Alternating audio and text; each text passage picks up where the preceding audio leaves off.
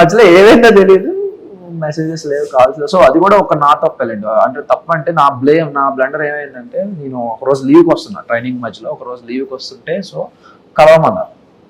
ఇలా కలవండి మా ఇంట్లో వాళ్ళని, ఇలా మా మావయ్యని కలువు అని అంటే, నేను ఓకే దాన్ని ఏమైనా కలుద్దాం ఓకే అని చెప్పి కలుద్దాం అని చెప్తే, ఆవిడ ఆ రోజు నేను నైట్ ఫ్లైట్ నైట్ దిగితే, ఆ రోజు నైట్ టైం అయింది కదా, వద్దు బాబు అన్నాడు. తర్వాత మరుసటి రోజు నాకు ప్రాక్టికల్ ఎగ్జామ్స్ ఉన్నాయి, ఆ ప్రాక్టికల్ ఎగ్జామ్స్ చూసుకొని అది కూడా 6-7 అయిపోయింది. 6-7 అయిపోయింది. ఇప్పుడు అక్కడ నుంచి 50 కిలోమీటర్స్ డ్రైవ్, నైట్ 9 అయిపోతుందమ్మా, రేపు మార్నింగ్ రా అంటే, ఓకే సార్, నాకు మార్నింగ్ నైట్ అదే రేపు ఆఫ్టర్నూన్ నాకు 3కి ఫ్లైట్, నేను మార్నింగ్ వచ్చి మిమ్మల్ని కలుస్తానని చెప్పి మార్నింగ్ రెడీ అవుదాం అనుకుంటే, సో అక్కడ వెదర్ నాకు ట్రబుల్ ఇచ్చింది అనమాట. ఆలోచించి ఏమైంది అసలు ఏంటి అనే క్వశ్చన్కి ఒక స్టేజ్లో అర్థమైంది, ఇంట్లో మేబీ ప్రెషర్ ఏదైనా పెట్టారేమో, మేబీ ఇంట్లో లాక్ అయ్యిందేమో అని ఎక్స్పెక్ట్ చేసి, ఓకే కాలేజ్లో జాయిన్ అవుతారు కదా, కాలేజ్లో జాయిన్ అయిన తర్వాత ఎవరెవరు ఫోన్ తీసుకొని మెసేజ్ చేస్తుంది అని చెప్తే, వేరే వాళ్ళ ద్వారా కాలేజ్లో జాయిన్ అయిందని కూడా తెలిసింది.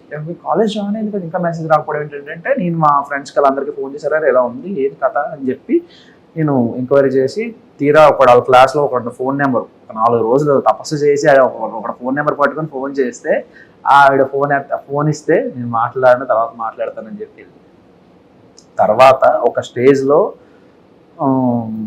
నేను ఇంటికి వెళ్ళాను. నాకు లీవ్ దొరికిన వెంటనే, ఎప్పుడైతే నాకు ట్రైనింగ్ అంతా అయిపోయిందో దాదాపు ఒక 8 months తర్వాత నాకు లీవ్ దొరికింది. 8 months వరకు లేదు, 8 monthsకి లీవ్కి వెళ్ళిన తర్వాత వాళ్ళ ఇంటికి వెళ్ళాను.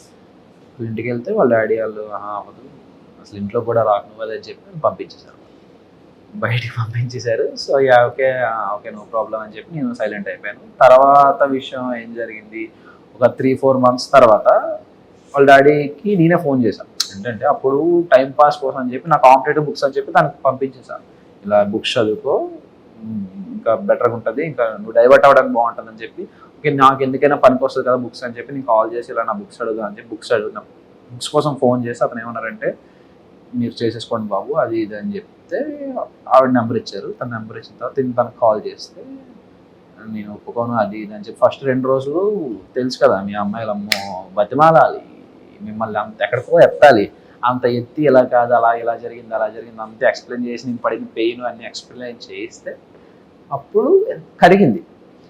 ఓకే అని చెప్పి ఒక బాగానే మాట్లాడారు. ఒక 3-4 days తర్వాత మళ్ళీ